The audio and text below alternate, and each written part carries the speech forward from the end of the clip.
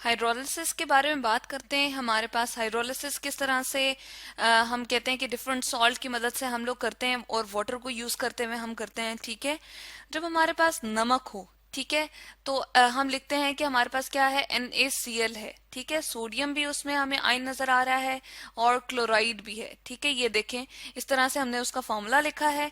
अब क्या करते हैं, हम उसको वाटर के अंदर जब डिसॉल्व करते हैं, ठीक है, हम क्या करते हैं जी, इसको लेके और वाटर के अंदर डिसॉल्व करेंगे। तो जैसे ही हम वाटर के अंदर इसको डालते हैं तो हमारे पास अब क्या होता है, दो तरह के आयन वाटर के भी प्रोड्यूस होते हैं। किस तरह के जी, हम कहते हैं कि हमारे पास जो है ये हमारे पास जो है वो क्या होता है जी, नमक है और उसके अलावा वाटर है। तो हमारे पास वाटर के किस तरह से आयन्स होंगे, H+, ठीक है, और साथ में OH-, ये आयन्स हमारे पास जो है वो प्रोड्यूस हो जाते हैं। अब होता क्या है कि नमक के डालने से हमारे पास जितने पहले से वाटर के हमारे पास जो है आयंस मौजूद थे, यानी कि जितने H+ पहले थे और OH- पहले थे, उतने ही बाद में रहते हैं। यानी कि सिर्फ ऐसा होता है कि ये डेफिनेट H+ और OH- इस तरह के आयंस में जो है वो सेपरेट हो जाते हैं। ठीक है, प्रोड्यूस हो जाते हैं, इस तरह के आयंस जो है वो हमारे पास बन जाते हैं। हम कहते हैं कि जो हमारे पास हमने प्योर वाटर लिया हुआ था, ठीक है, प्योर वाटर में लिखती हूँ, उसमें जितने हमारे पास H+ और OH- हमारे पास आयंस जो है वो प्रेजेंट थे, उतने ही अब भी प्रेजेंट हैं। ठीक है, तो आयंस की जब हमारे पास जो है क्वांटिटी इक्वलेंट रहती है, ना तो H+ आयन ज्यादा हो रहा है नमक के डालने से और ना ही OH आयन ज्यादा हो रहा है, तो दोनों की क्वांटिटी जो है वो इक्वलेंट रहती है। कॉन्सेंट्रेशन जो है वो हम कहते हैं कि इक्वलेंट रहती है, और इसको हम इस तरह से शो कर सकते हैं कि 10⁻⁻⁷ इस तरह से मोलैरिटी से हम शो कर सकते हैं कॉन्सेंट्रेशन को, कि हमारे पास इतनी इनकी दोनों की क्वांटिटी जो रहती है। ठीक है, तो जब हमारे पास कोई इनमें डिस्टरबेंस नहीं आती, यानी कि आयंस जो है हमारे पास पॉजिटिव और इसी तरह से नेगेटिव जो वाटर के हमारे पास थे इसके साथ लिंक कर रहे थे हम, तो इक्वलेंट रहे हैं, कोई, हम कहते हैं कि नो डिस्टरबेंस, हम लिखते हैं नो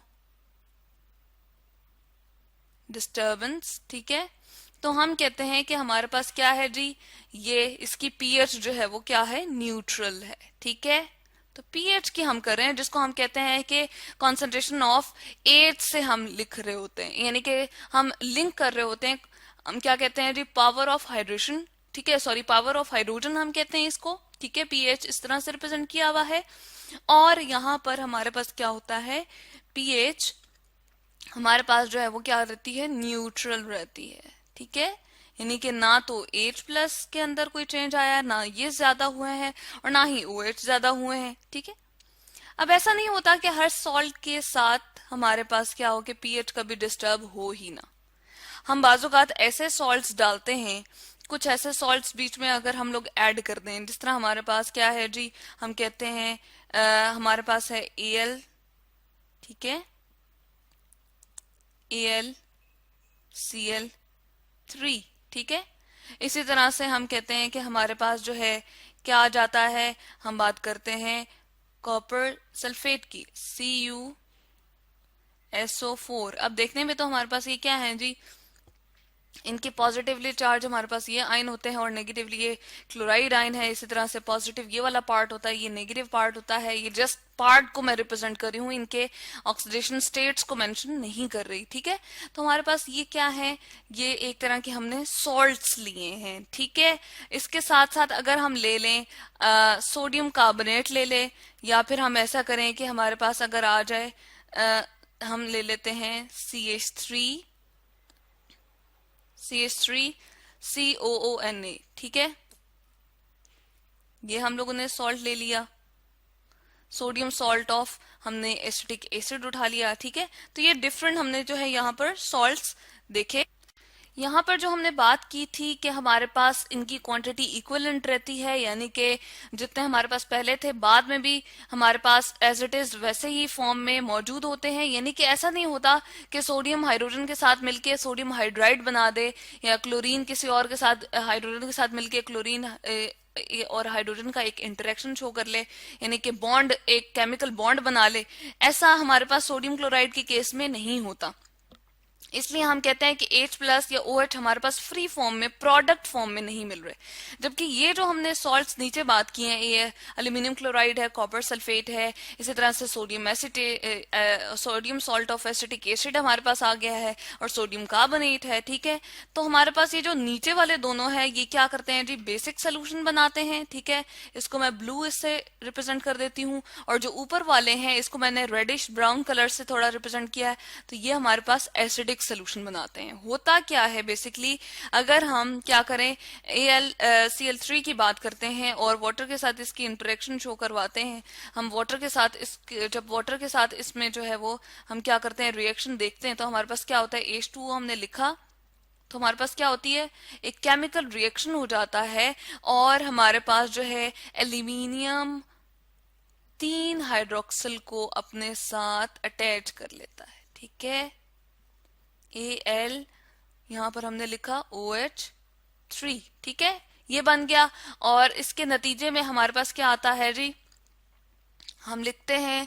अब यहाँ पर क्या होता है कि हमारे पास जो है वो 3 हाइड्रोक्सिल जब हमने शो किए, तो हमें यहाँ पर बैलेंस के तौर पे 3 वाटर मॉलिक्यूल के साथ 3 moles of water molecules react with 1 mole of aluminium chloride यहाँ पर हमें रिक्वायर्ड है। ठीक है, तो इसके नतीजे में 3H प्लस हमारे पास जो है प्रोड्यूस हो जाएंगे। ठीक है, और साथ में 3 chloride ions as it is हम लिख देंगे। ठीक है, 3 क्लोराइड आइंस।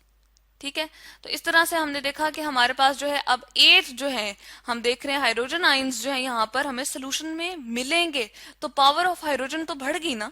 ठीक है, यहाँ पर हम देख रहे हैं हाइड्रोजन की, सॉरी, पावर ऑफ हाइड्रोजन जो है उसको हमने डिटरमिन करने का एक यहाँ पर देखा है कि हाइड्रोजन की क्वांटिटी जब ज्यादा हो रही है, तो ये हमारे पास क्या होगा, एसिडिक जो है सोल्यूशन हो जाएगा। ये क्या होगा जी, सोल्यूशन हमारे पास एसिडिक होगा, इसकी पीएच कम आएगी। ठीक है, क्योंकि हाइड्रोजन की क्वांटिटी जो है वो हमारे पास क्या हुई है, ज्यादा हुई है। हाइड्रोजन आइंस जब मिलते हैं तो हम कहते हैं हमारे पास जो है वो प्रोड्यूस हो रहे हैं हाइड्रोजन आइंस। तो इस तरह से ये क्या हो गया है, हम कहते हैं कि एसिडिक सोल्यूशन की ये पहचान क्या है कि उसमें हमें H प्लस आइंस जो है वो मिल सकते हैं। ठीक है, H प्लस आइंस की हमारे पास यहाँ पर क्वांटिटी जो है वो क्या होगी, हमें कॉन्सेंट्रेशन एक खास किस्म की मिलेगी। तो हम कहते हैं कि H प्लस आइंस जब निकल रहे हैं तो ये हमारे पास एसिडिक सोल्यूशन है।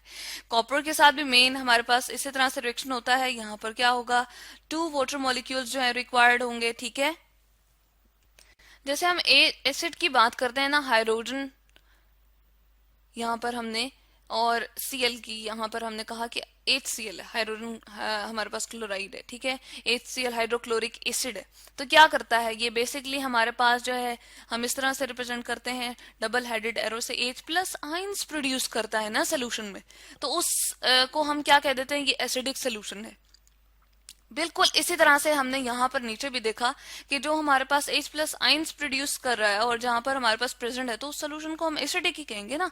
ठीक है, इसके साथ साथ हमारे पास क्या होता है, यहाँ पर सल्फेट आइंस जो है एज इट इज यहाँ पर हमारे पास जो है वो बन जाते हैं। ठीक है, यहाँ पर 2 नेगेटिव के साथ हम शो करते हैं, क्योंकि इसके ऊपर -2 ऑक्सीडेशन स्टेट होती है और इसके ऊपर +2 होती है। तो कॉपर हाइड्रोक्साइड बन गया, 2 H प्लस आइंस निकल गए और सल्फेट आइंस हमारे पास सेपरेट हो गए। उसके बाद अगर हम एसिटेट की बात करते हैं, ठीक है, और इसके साथ वाटर की इंटरेक्शन को शो करते हैं, तो हमारे पास क्या होगा कि इनके नतीजे में हमारे पास जो है बेसिक सॉल्यूशंस बनेंगे। ठीक है, अब हम यहाँ पर देखते हैं कि हमारे पास क्या है, sodium salt of acetic acid था, उसके अंदर जब हमने कहा कि वाटर के साथ हमने उसकी हाइड्रोलिसिस रिएक्शन करवाया, हाइड्रोलाइटिक रिएक्शन उसको कहते हैं, जो हमारे पास इनके साथ केमिकल रिएक्शन हो जाता है और सॉल्ट जो है वो हमारे पास केमिकली रिएक्ट कर जाता है वाटर के साथ, तो उसको हम कहते हैं हाइड्रोलाइटिक रिएक्शन, और इस प्रोसेस को हम हाइड्रोलिसिस कहते हैं। ठीक है, तो हमारे पास क्या है, यहाँ पर हम देते हैं कि हमने 1 वाटर मॉलिक्यूल